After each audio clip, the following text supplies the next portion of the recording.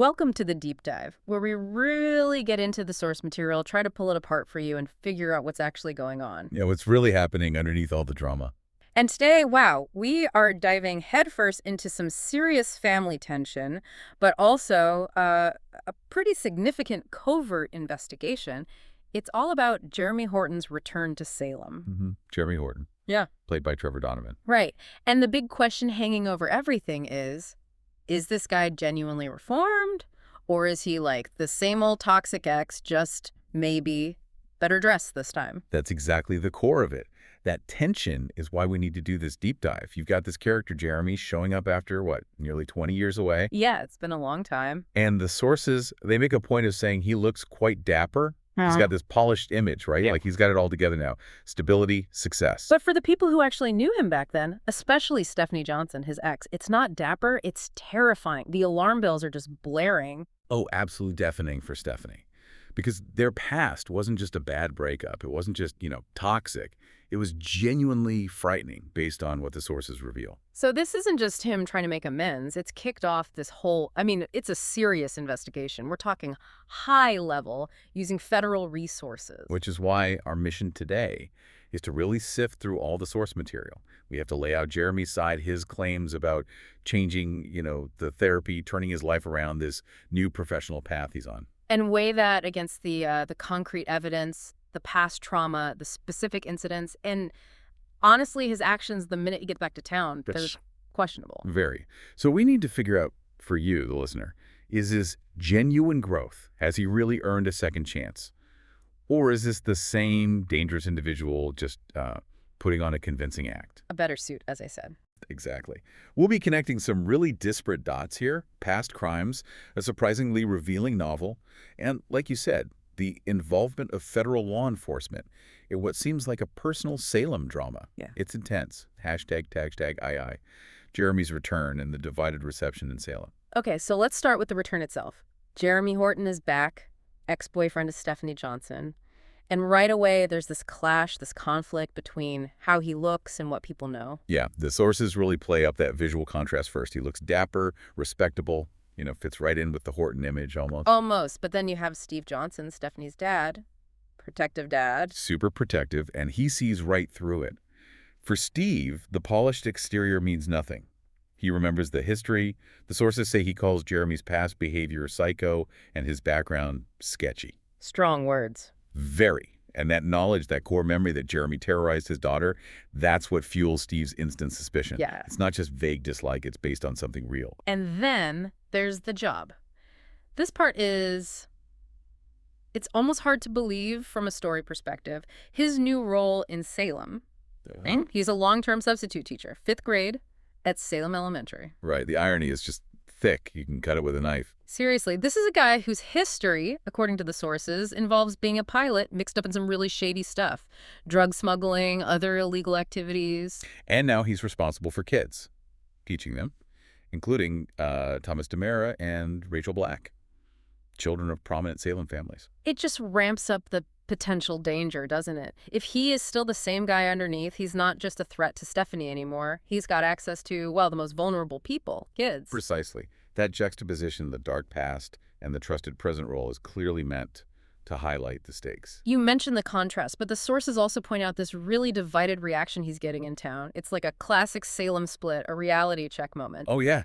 You got Julie Williams and Jennifer Horton, huge figures in the Horton family, pillars of the community, right? Yeah, absolutely. Matriarchs, essentially. And they are welcoming Jeremy back with, and the sources use this phrase, open arms. They're apparently genuinely happy to see him. Which is stunning, given the history Steve knows about. It's textbook Salem institutional bias, isn't it? The Horton name just seems to grant this instant pass, this forgiveness that maybe isn't earned at all. And what makes it even more pointed is the hypocrisy the sources highlight. Tell me about it. At the same time, they're embracing Jeremy, this guy with a known violent and criminal past, purely because he's family. They're being super critical, really judgmental, and just plain cold towards Cat Green. Right. Cat Green, played by Annalyn McCord. And why? Just because she's new? Doesn't fit their preconceived notion of who belongs in Salem. It seems like it. The moral compass there feels completely off. Way off. Well, if you dig into why that happens, it often seems like it's about protecting the family brand, Yeah. the Horton narrative. Admitting that one of their own, even a sort of distant relation like Jeremy, could be genuinely dangerous or, deeply flawed, that kind of challenges their whole image, their position as the town's moral compass. So it's easier to just ignore the sketchy past, focus on the dapper suit. Pretty much. Well, Ignore the substance, focus on the surface, keep the family image clean, even if it means ignoring red flags. and this willful blindness, it puts Stephanie directly in harm's way. But the sources are really clear on this point. What do they say? They basically say Stephanie has to step in. She What? needs to tell Jennifer and Julie what Jeremy is really like, give them that reality check. Because otherwise. Otherwise, their acceptance, their open arms, it just gives him cover. It lets him slide back into the community, makes him seem legitimate, makes it harder for people to see the threat. It's like a social shield. Their endorsement is powerful. They're prioritizing the family name over actual safety concerns based on a criminal history. And that action, that welcoming, it directly helps the potential danger Stephanie is facing. It's a perfect example of how community dynamics can, even unintentionally, enable someone toxic. Okay, so let's move from the reception to the reason for Stephanie's fear.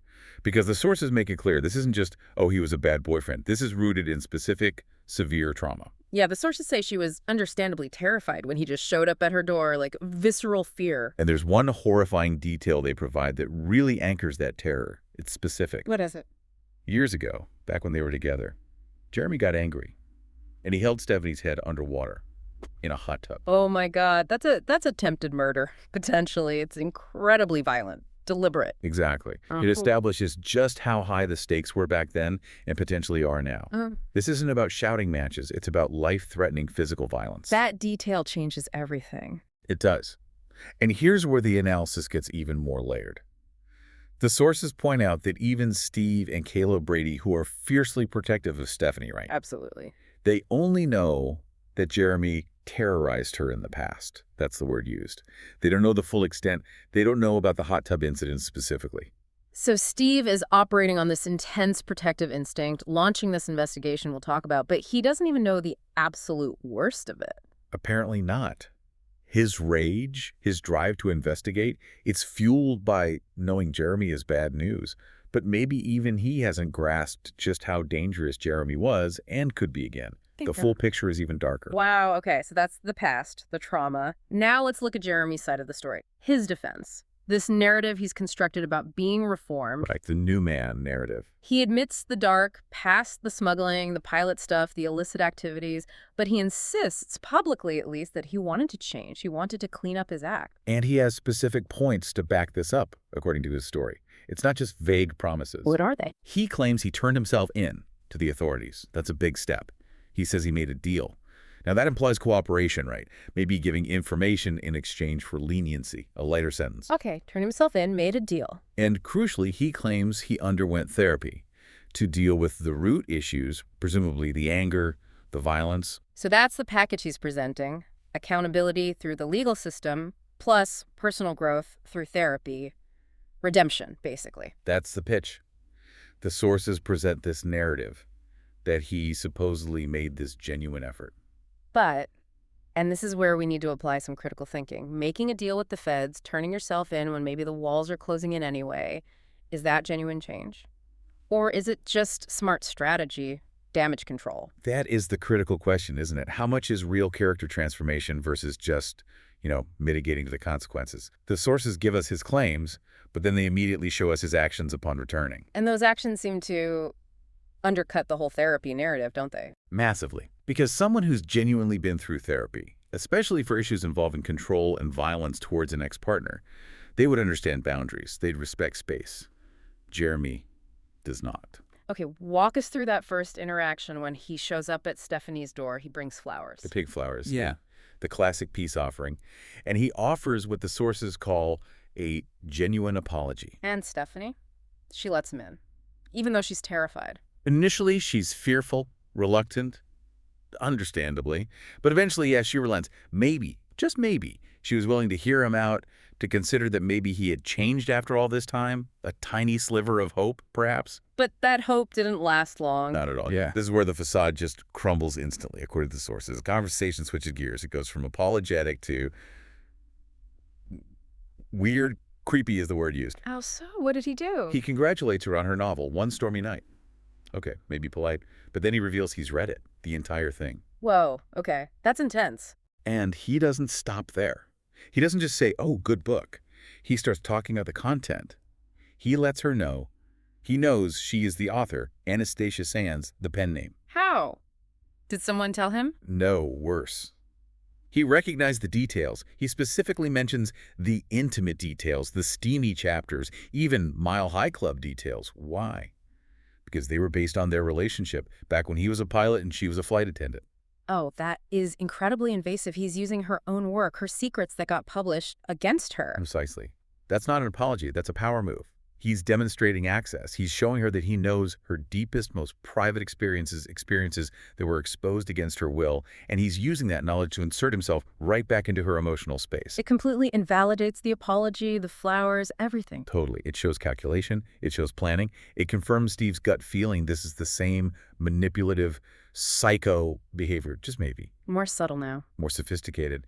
He's using her past trauma, now literally published, to push his agenda in the present. It's deeply unsettling. So yeah, that immediate shift to creepy, using her vulnerability like that, it pretty much justifies the whole investigation Steve is launching.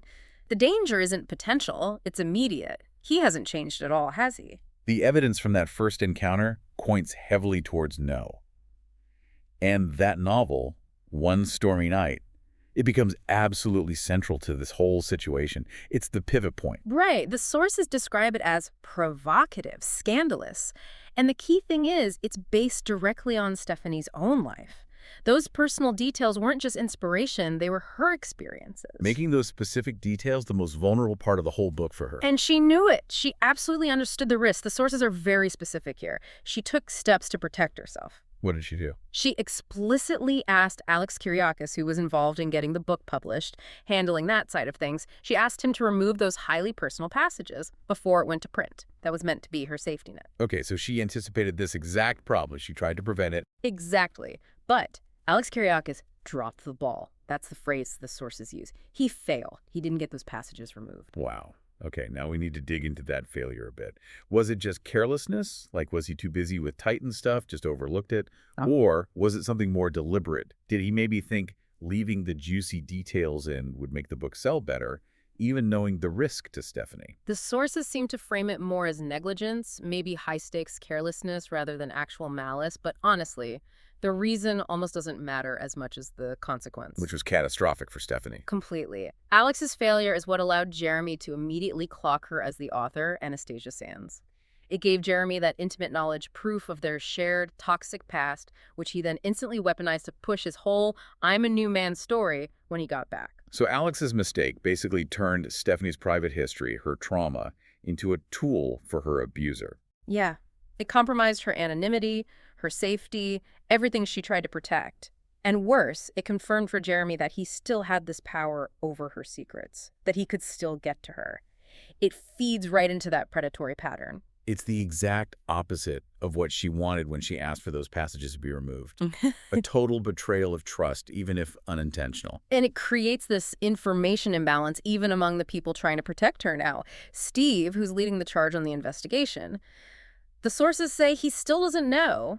Stephanie wrote this dirty, dirty book, as they call it, referring to how scandalous it is. But Kayla knows. Kayla knows, yeah. And she shares Stephanie's deep concern. She understands that this accidental exposure has just massively dialed up the danger level. And Stephanie, she wasn't passive in all this, was she? Even before Jeremy showed up. No, she was proactive. When Jeremy did show up, she told him straight up, she's seeing someone else now. Trying to set a boundary. Good for her. And more importantly, the sources say she had already warned Alex about Jeremy. Before this whole return happened, she told Alex about her toxic past with him, specifically flagging him as a danger.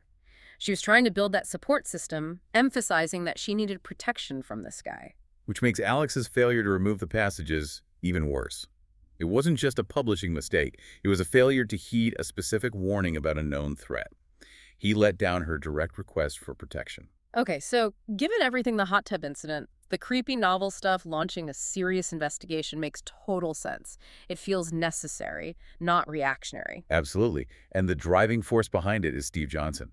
Parental instinct screaming that Jeremy is bad news, just like before. But Steve isn't just, an angry dad ranting. He's a PI. He has skills. He does. Highly skilled. But the sources make a point of noting he's working solo now. His partner John Black is gone. That loss is significant professionally. So while Steve has the gut feeling, the street smarts, maybe the local contacts, he needs something more to dig into Jeremy's past, especially after nearly 20 years away. Exactly. He needs access, which is why he turns to his friend, Rafe Hernandez. And asks him to investigate Jeremy discreetly. Yes, and Rafe's involvement is the game changer. This is what takes it from a standard private eye job, looking into an ex-boyfriend, to a full-blown, covert, high-level operation digging into Jeremy's entire life for the last 2 decades. Because Rafe isn't just Salem PD anymore, right? He's FBI. Precisely. And that FBI status gives him access to federal resources that Steve, as a private investigator, could only dream of. Steve can check public records, maybe talk to old contacts. Rafe can potentially access sealed files, federal databases, intelligence reports, things related to Jeremy's activities since he left Salem around 2007. Which is right after that hot tub incident, wasn't it? The timing seems significant, yeah. So let's break that down technically. What can Rafe do that Steve can't? If Jeremy really did make a deal like he claims, wouldn't those records be sealed? They likely would be, especially at the state level. A standard background check might hit a wall there. But here's the key. Jeremy was a pilot involved in smuggling. That likely involved crossing state lines, maybe even international borders. That makes it a federal matter. Ah, okay. Federal jurisdiction. Right. So Rafe, using FBI resources, can potentially access things like federal aviation logs. He might be able to petition to unseal the original federal complaint against Jeremy, showing the full scope of the charges before any deal was made. He could check intelligence databases from agencies like the DEA or Customs who might have tracked Jeremy's activities over the years, even if he wasn't charged again. So Rafe can see behind the curtain of the plea deal, potentially. See what the original accusations were, what kind of cooperation happened if there were other investigations. That's the potential power of bringing in federal resources. It allows for a much, much deeper dive than a local PI or even local police could manage, especially with sealed or expunged records involved. It justifies the high-stakes feel of this investigation. And it throws this huge question mark over Salem Elementary School, doesn't it? The sources directly raise this point. They do. They ask. How thorough was the background check they did before hiring Jeremy as a long-term substitute teacher, especially given his known history, even if parts of it were supposedly resolved? Because if Jeremy did cut a deal, went to therapy, kept his nose clean publicly for a while, his official record might look okay, right? Or at least not raise immediate red flags for a standard school district check. Exactly. A surface-level check might just see, a valid teaching credential, maybe some positive references he cultivated, and miss the sealed federal history entirely. They wouldn't necessarily see the drug smuggling, the violence allegation, implicitly tied to the hot tub incident. So the fear is Rafe's investigation, using those powerful FBI tools, might dig up disturbing information, maybe the real extent of his past crimes, or maybe even signs of continued shady activity stuff the school's background check completely missed. That would certainly explain how he landed a job working with children. And it would validate Steve's deepest fears that the Reformation is just a facade, and the danger is still very real. It really makes you question the whole concept of reformation through the justice system, doesn't it? Does making a deal and serving time or getting therapy truly mean someone has changed? Or does it just mean they've managed their legal situation? Rafe is looking for the hard evidence, the transactional proof in Jeremy's history over the last 18 years. Did he really stay clean? Or are there patterns? But Jeremy's immediate actions towards Stephanie the Jor, the creepy novel stuff that already suggests the underlying character issues, the predatory behavior, might be completely unchanged, regardless of what the legal records show. Ray's trying to find the proof in the past, while Stephanie's experiencing the proof in the present. ## the Brady Black's role in unfolding storylines. Okay, so Rafe is busy digging through potentially 18 years of federal files, sealed records, all that complex stuff, but Steve needs someone watching Jeremy now, right? In Salem. Eyes on the ground. Yeah, real-time intel. And that's where Brady Black comes into the picture. The sources suggest Steve might tap Brady for this. Why Brady? Proximity and potential. Brady's daughter, Rachel Black, is in Jeremy Horton's 5th grade class. Huh. Okay, so Brady has a legitimate reason to be around the school interacting with the teacher. Exactly. He becomes a valuable asset, as the sources put it, for local surveillance. Parent-teacher conferences, school events, just dropping off or picking up Rachel.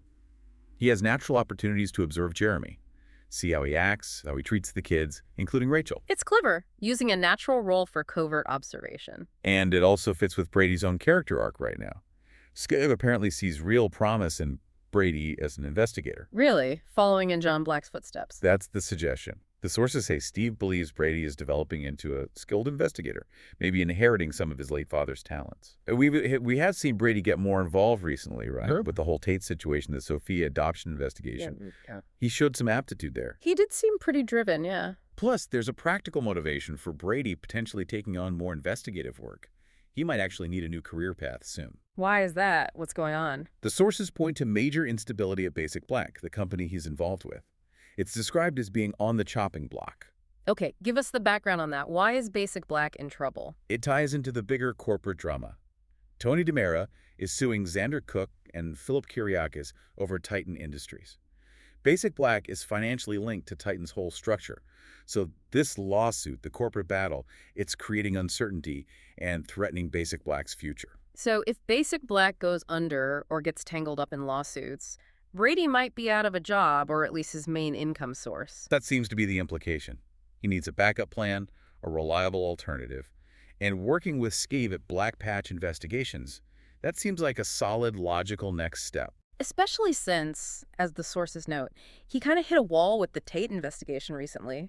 Finding out Tesoro wasn't a DNA match was a dead end. So maybe he's looking for a new case, a new challenge, to apply those skills Steve sees in him. It all lines up nicely, doesn't it? Yes. Opportunity, motivation, developing skills. It makes sense for him to step into this role for Steve. And it also brings in this really intense emotional angle involving Brady's daughter, Rachel. She's Jeremy's student. Yeah, the sources describe Rachel as a ticking time bomb right now, which is a heavy phrase for a child. Why? What's going on with her? She's dealing with the trauma of her mother, Kristen DiMera, being in prison for shooting E.J. DiMera. That's a huge burden for a kid. Absolutely. And isn't there something about Rachel herself? Yes. The sources suggest she might be close to remembering her own role in that shooting incident, which would add another massive layer of trauma and psychological distress. Wow. So she's incredibly vulnerable right now? Extremely. And this makes Brady's surveillance task even more charged, doesn't it? He's not just watching a potential predator, he's watching how that potential predator interacts with his own daughter, who is in a fragile emotional state. How will Jeremy handle a child who's potentially acting out or withdrawing because of all this trauma? That's the key question the sources pose. A genuinely reformed, caring teacher would handle it professionally, with empathy. But how would someone like the old Jeremy, someone who uses vulnerability as a weapon, react to a child spiraling like that? It puts Rachel potentially at risk, and it also gives Jeremy a direct line into Brady's personal life, his biggest vulnerability. This whole situation is getting incredibly tense, and there's a real-world factor speeding things up, isn't there? Yeah, a significant casting note from the sources.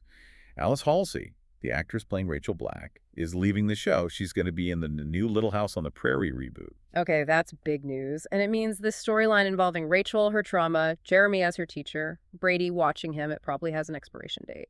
Exactly. A character exit like that usually signals that their current storyline is heading towards a climax, a resolution of some kind. So we should probably expect things to escalate quickly. The investigation, Rachel's emotional state, Jeremy's true colors, it's all likely coming to a head very soon. The pressure is definitely on. #tag conclusion and future implications. Okay, so let's try to pull all these threads together. Looking at everything the sources have laid out, the main takeaway seems crystal clear. Jeremy Horton is perceived as a serious, active threat. Undeniably. The sources are explicit about the need for vigilance. Alex, Steve, Rafe, Brady now too.